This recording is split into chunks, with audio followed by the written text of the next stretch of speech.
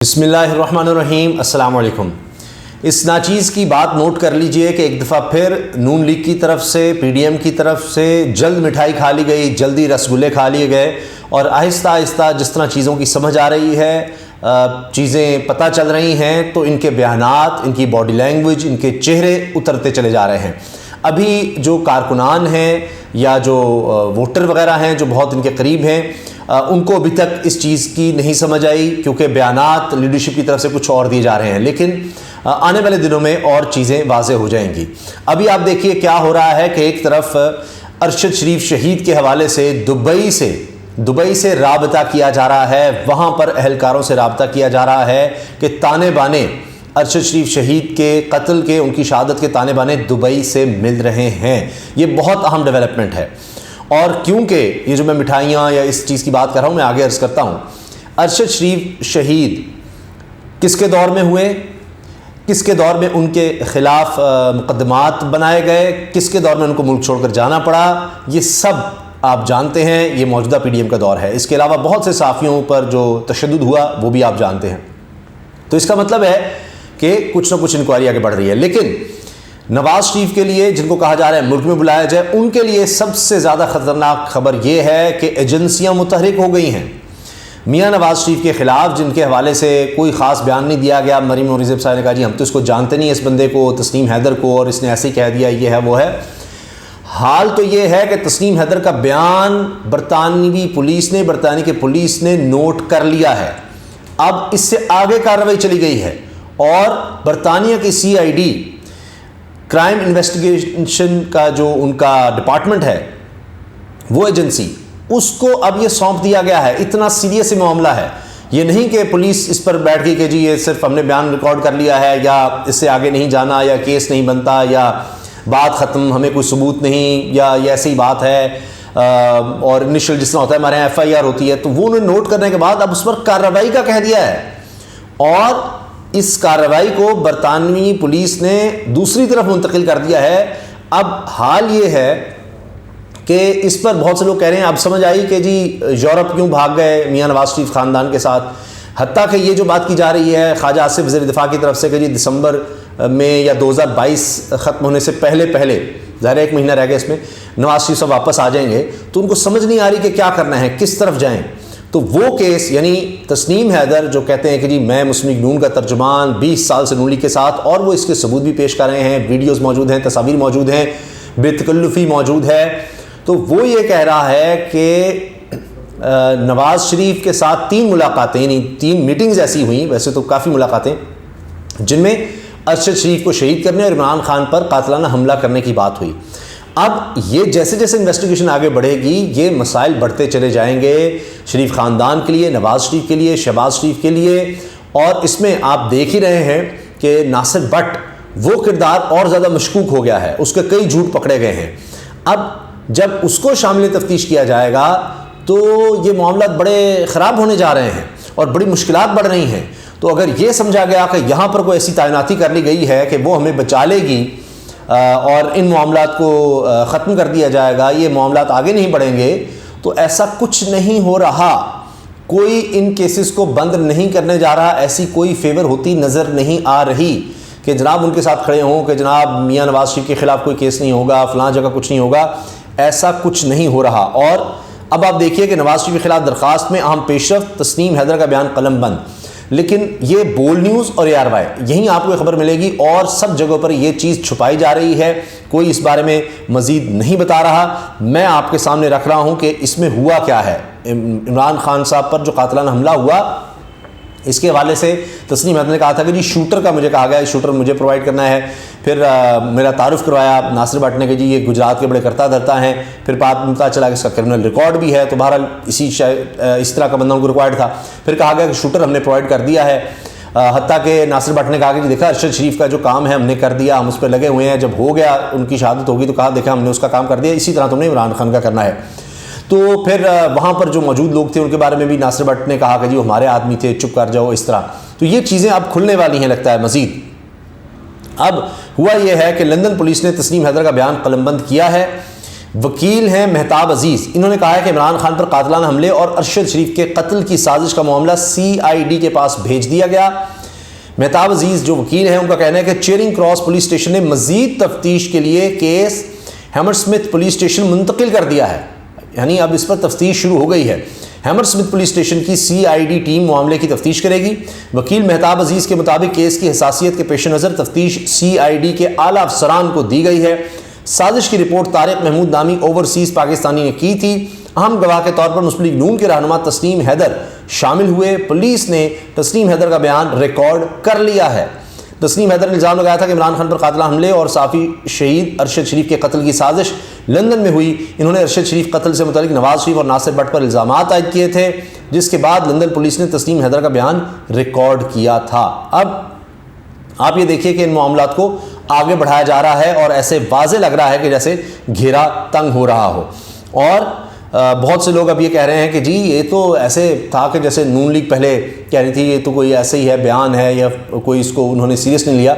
अब फिर FIA क्यों बुला रहा है इसको, तस्नीम हैदर को? पंजाब में जो JIT बनाई गई है उसने भी इसको बुला लिया है। तो ये तो बड़ी सूरत हाल ख़तरनाक हो रही है। इसके पास पर्टिकुलर्स हैं। अब मज़ीद ये सबूत दे सकता है। जब वो अपने बयान पर खड़ा है तो अब जवाबी तौर पर जब बुलाया जाएगा और अगर एक भी झूठ कहीं पकड़ा गया तो बड़ा मसला हो जाएगा नासिर भट्ट के लिए भी और शरीफ ख़ानदान के लिए भी। मिसाल के तौर पर वो कहें जी हम इसको जानते नहीं, और उनके फ़ोन रिकॉर्ड से चीज़ें पता लग जाएँ। अगर कीनिया में किसी से रब्ता किया गया है, आपस में कोई ऐसी बात की गई है, या इसके पास मज़ीद कोई सबूत हुए तो बड़ा मुश्किल हो जाएगा। मामला बड़े ख़राब हो जाएंगे, बड़े गंभीर हो जाएंगे। तो लिहाजा ये जो हुआ था आखिरी वक्त में कि जी जनरल कमर जवेद बाजवा के ख़ानदान के हवाले से चीज़ें सामने आ गई जी, 13 अरब रुपए के असासे उनके, अब उस पर कार्रवाई की गई है 2 अफसरान के ख़िलाफ़ कि जी किस तरह बाहर आए। तो अभी हो सकता है कि मज़ीद चीज़ें सामने आएँ। इसके अलावा अहमद नूरानी जो साफ़ी हैं वो कह रहे हैं नजम सेठी साहब ने रब्ता किया था कि जी तुम बाजवा साहब पर क्या स्टोरी कर रहे हो, वो मामला है। और वो कह रहे हैं नजम सेठी को उन्होंने बड़ी सख्त तनकीद का निशाना बनाया है। तो ये भी कहा गया, ये चैम गोयाँ कि जी यहाँ पर ये चीज़ लीक की गई जानबूझकर यानी जनरल कमर जवेद बाजवा पर, ताकि दबाव डाला जा सके कि आप हमारी बात नहीं मान रहे। क्योंकि साहिर शमशाद साहब के हवाले से ये वजाहत खान जो सीनियर साफ़ी हैं उन्होंने ये बात कही है कि जी साहिर शमशाद साहब पर PDM नहीं मान रही थी और शायद जरदारी साहब अपना भी कोई नाम था उनका, उस तरह का मामला चाहते थे। तो फिर यानी दूसरी तरफ से आसिम मुनीर पर किसी को कोई मसला नहीं था, लेकिन बकौल वजाहत खान के अच्छा, और वो इस्टेब्लिशमेंट मामला को बड़ी अच्छी तरह देखते हैं। तो वजाहत खान तो उनका कहना है कि साहिर शमशाद फिर आखिर में फिर किसी तरह से मना लिया गया जो भी है। तो अब ये भी था कि जी तस्नीम हैदर जो है इसको भी वहाँ पर किसी ने एक्टिव कर दिया, कोई पीछे था जिसने नवाज शरीफ के ख़िलाफ़ बयान दिलवा दिया, जो भी कर दिया। लेकिन अब बात यह है कि पीछे कुछ भी हो, कहीं भी बड़ों की आपस की लड़ाई हो, जो भी है, ये अब नवाज शरीफ साहब के हवाले से एक और केस खुल रहा है बरतानिया में, और ये बड़ा सीरियस है। जिस तरह मैंने आपसे अर्ज़ किया ना, इन्वेस्टिगेशन आगे बढ़ रही है।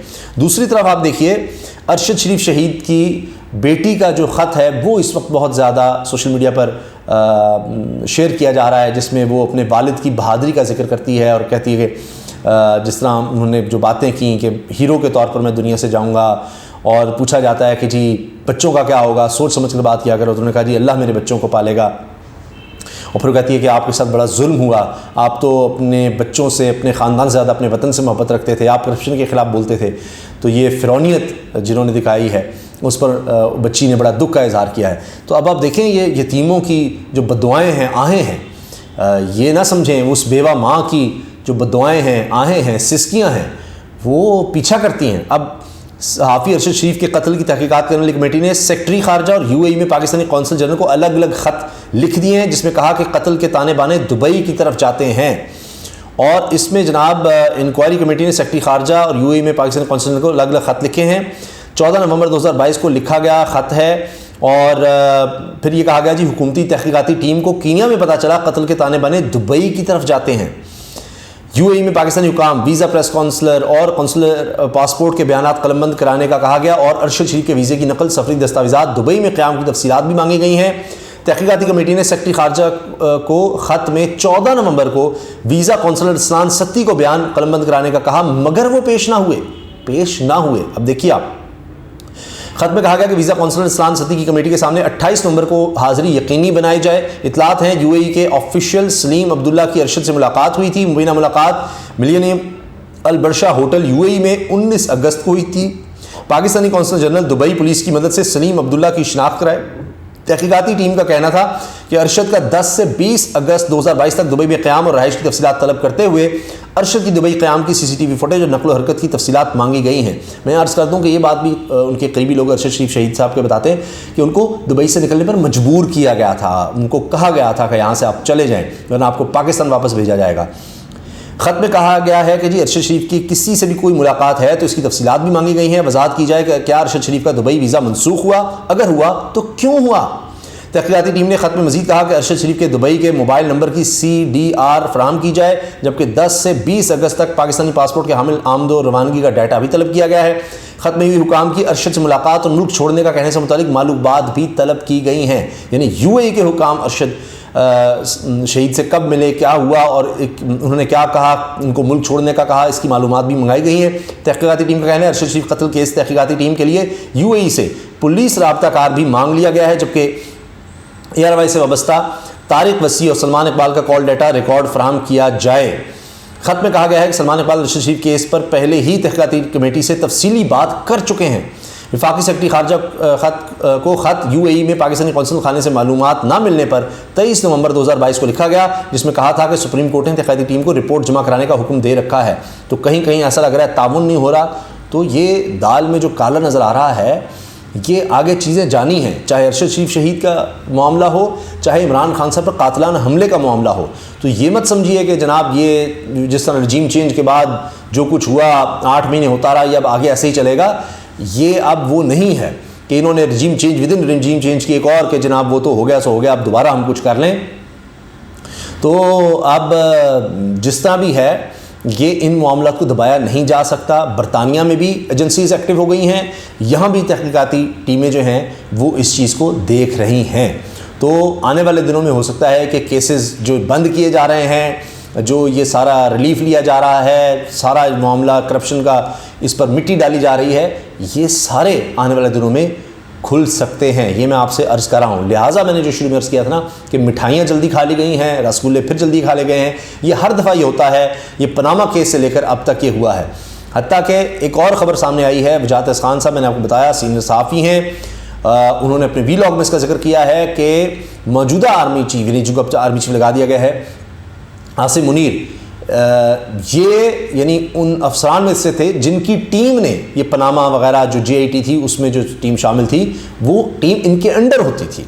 तो ये अगर देखा जाए तो फिर आप कहेंगे जी पनामा को लाने वाला चलाने वाला तो ये बंदा था। तो इस लिहाज से चीज़ें बिल्कुल उतनी सादा नहीं है, सिंपल नहीं है कि ये इसमें किसी की हार जीत देखी जा रही है, ऐसा नहीं है। और आने वाले दिनों में आपको इस हवाले से चीज़ें नज़र आ जाएंगी। इजाज़त दीजिए, अल्लाह हाफ़िज़।